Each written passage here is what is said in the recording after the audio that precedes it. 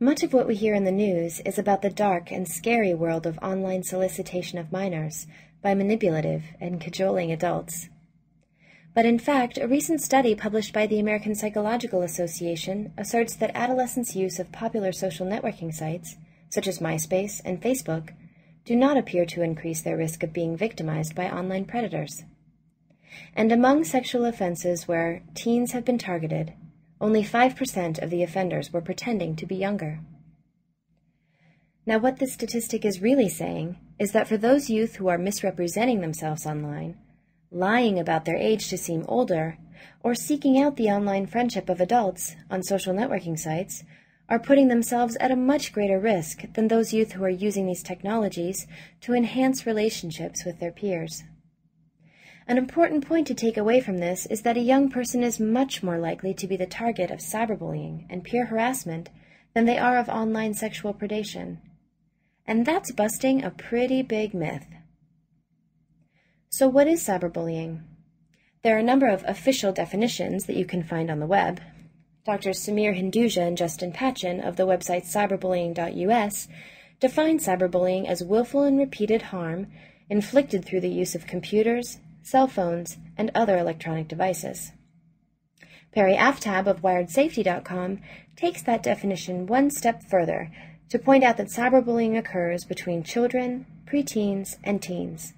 That is, once an adult is involved in behaviors such as tormenting, threatening, humiliating, harassing, or embarrassing another person by using the internet or other digital technologies, it becomes cyber harassment or cyber stalking.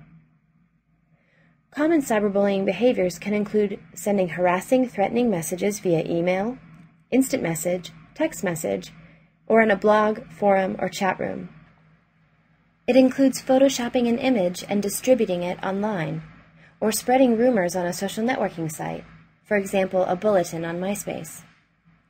Cyberbullying is impersonating someone else online or masquerading. It is registering someone's name and email to receive unwanted material, or creating forums to harass someone, such as a group on Facebook or other website.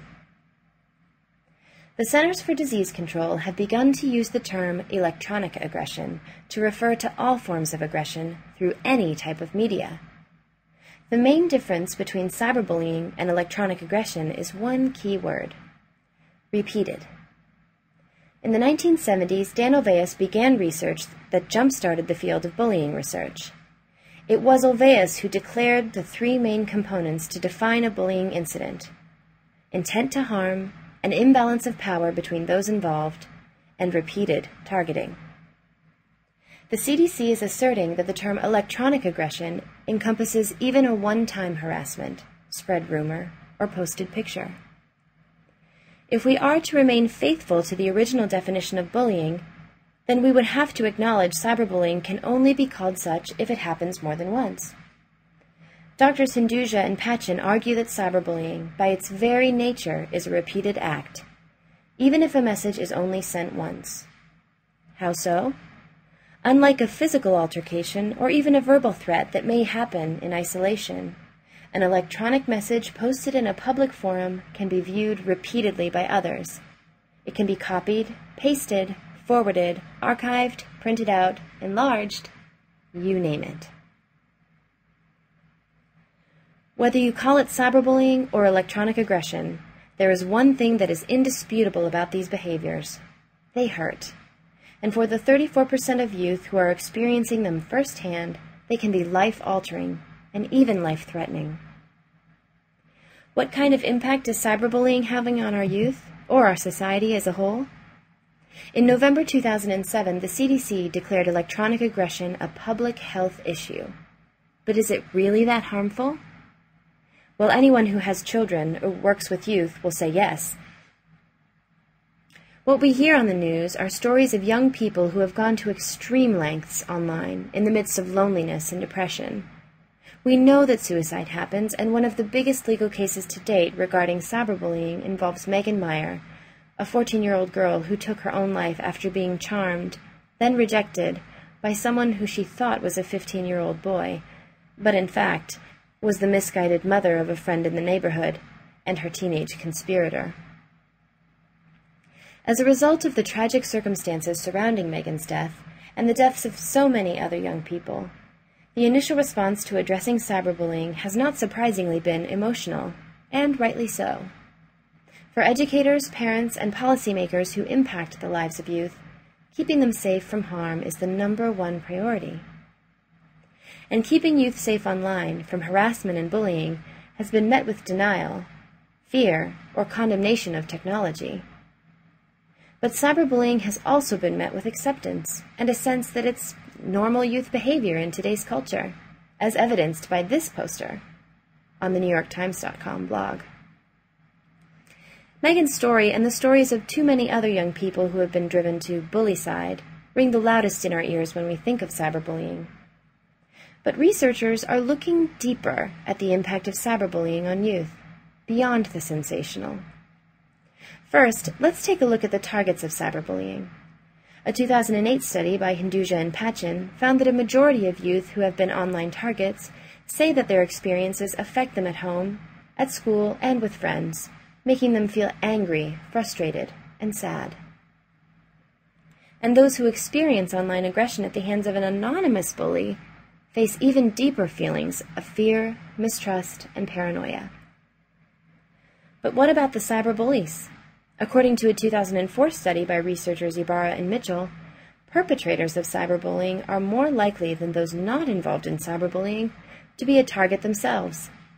They are also more likely to show problematic behavior, low school commitment, and alcohol and cigarette use. There's another group here that we need to consider: the bystanders. In the Ophelia Project study of relational aggression, we know that those youth who are bystanders, or the kids in the middle of peer aggression situations, feel 3 things: scared, stuck, and silenced. But online, sometimes we're seeing a different emotion: indifference, or a sense that what happens online isn't real, and that peer aggression online is inevitable, and there's nothing to be done about it, just as long as it's not happening to you. Let's not forget that adults are being cyberbullied too. Incidents of teachers being cyberbullied have been creeping into the news, and many schools are left struggling with the aftermath of cyberbullying, not only among their students, but between their students and faculty. We'll cover this more in future sections.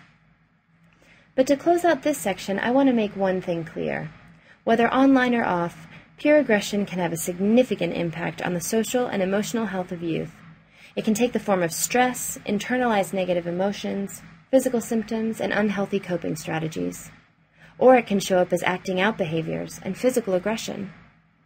I encourage you to do the peer aggression continuum activity with your students to emphasize the impact of cyberbullying.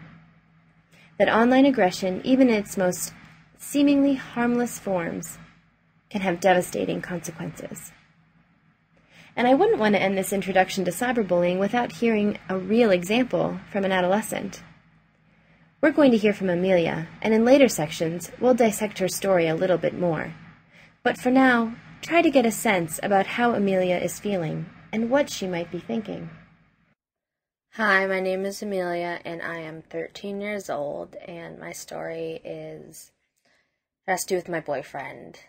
His name was Kyle, and a couple months into it, I started getting these messages on AIM and on MySpace, and also I have a Facebook, and so they would send me anonymous messages in my honesty box or the testimonials, those applications, and they would basically just say something like, "Oh my god, like, you're such a slut, like, your boyfriend is totally gay, haven't you noticed already? He just wants you because he thinks you're a man, you're so ugly, oh my god."